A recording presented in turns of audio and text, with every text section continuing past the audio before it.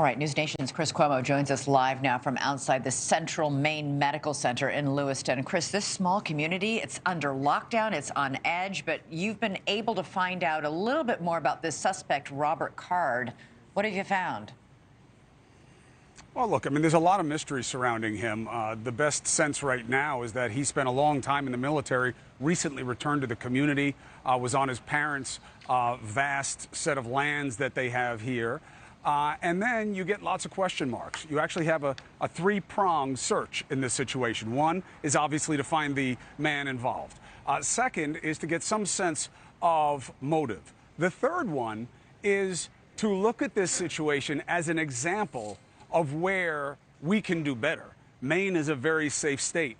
It would have been even safer in this specific situation if it had an extreme risk law or a red flag law, because this guy is a textbook case of the need for those laws and, frankly, the effectiveness of those laws. People said he was hearing voices, he was unstable, there were concerns.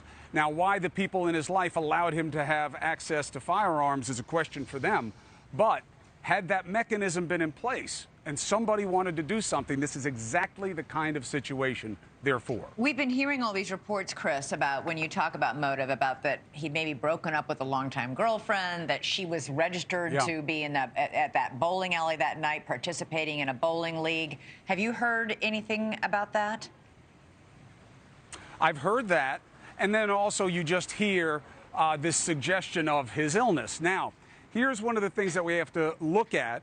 I'm not drawing any conclusions. We don't know enough because we don't know the names and faces of those injured or who have been murdered in this situation. But the town that we're in does have a disproportionate Somalian population.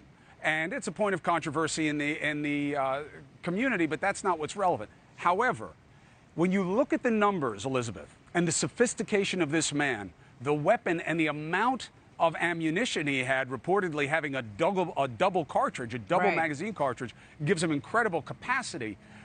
Those initial numbers made sense, dozens and dozens. Then when they brought the numbers down, it starts to raise different questions about selectivity. Right, targeting. Because he had time, right? And the people who came at him unarmed, reportedly. 3 different people, we heard, came at him, which is also a very interesting discussion. What motivates a killer? What motivates a hero? So people came at him. He had time, he had space, and he had the equipment. Why was it only that number? Thank God it was only that number, but that's going to be a question here as well. Yeah. Thanks so much for watching. Go to joinnn.com to find NewsNation on your television provider. And don't forget to click the red subscribe button below to get more of NewsNation's fact-driven, unbiased coverage.